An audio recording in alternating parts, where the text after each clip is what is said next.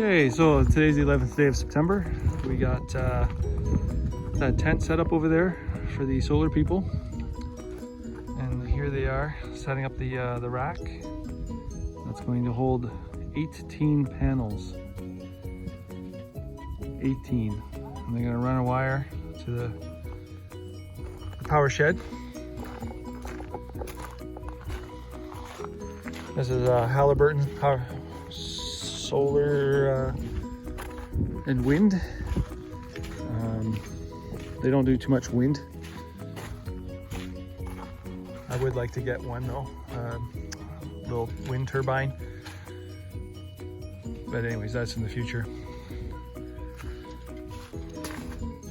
So here's the power shed. I got it connected, set up and installed. It rained, didn't get any leaks.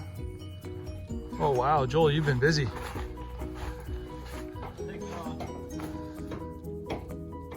Nice.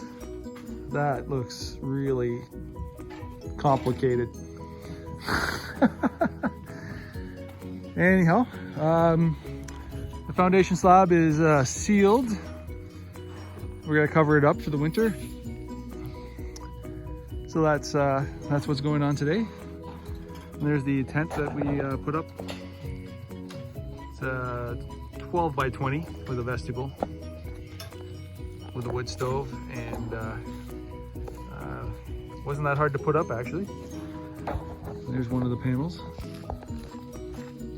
Are they 100 watt panels? Yeah. Holy smokes. Okay, fast forward a couple hours. Yep, go ahead. Fast forward a couple hours. They got 10 of 18 panels up. I just learned that they are bidirectional or bifacial. And what that means is they can also generate electricity from a light source that's coming from behind. So where that's advantageous is in the wintertime with the snow.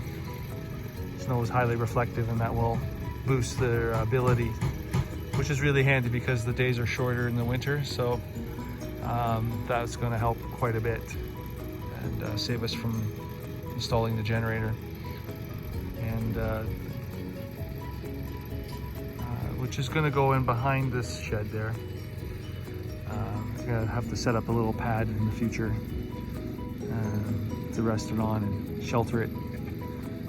And so this company is Halliburton Solar and Wind. They don't do much of the wind apparently. So the new owners took over, I think about February of this year. There's 6 of the batteries in this pack here. And there's 6 more. I think he said 6 more. Is it 12? No, that seems like too much. Anyways, they each weigh 300 pounds. And this is their truck. They come prepared. They've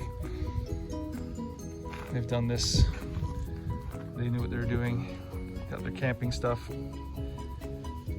So we're gonna be able to tie in our camper into this solar house, powerhouse, and we won't have to rely on the generator quite so much. So that's gonna be awesome. Oh, I forgot to mention that this right now at capacity will generate about 9 kilowatts per hour. Ontario created some new rules. Any system that's 10 kilowatts or more requires an environmental assessment and a whole lot of red tape and rigmarole just to create a larger solar system. It's kind of funny how I'm just more interested in making things difficult than they are in actually helping people. It seems to me that this should be technology that is encouraged and pushed, not so much to be quite so self-sufficient, but to really and truly leave a zero footprint, because people are driving Teslas right now and they think they're leaving a zero footprint, but that's not true. It's not true at all. It's just they're just moving their footprint from one spot to another. And what I mean by that is the electricity that we generate now is still environmentally toxic, whether it's nuclear or coal. Very little electricity comes from wind and solar. So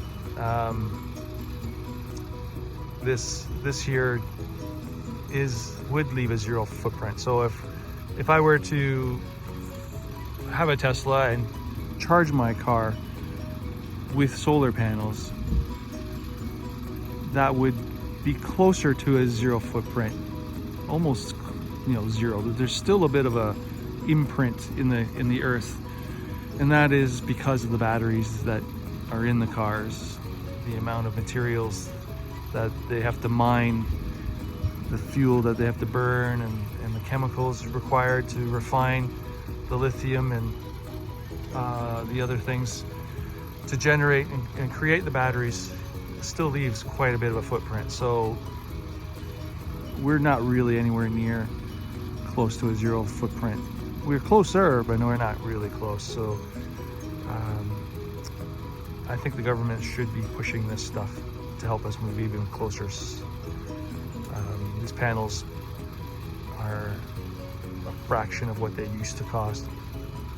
Each panel here generates about 450 watts.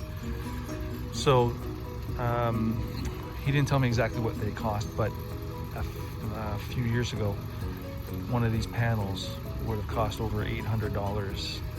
I think that's what he said, about $800 a panel, and they're a fraction of that cost now, and they're bifacial, which means they can work on both sides. So they're more efficient. In any event, that's my little spiel. Tune in when we get this thing up and running.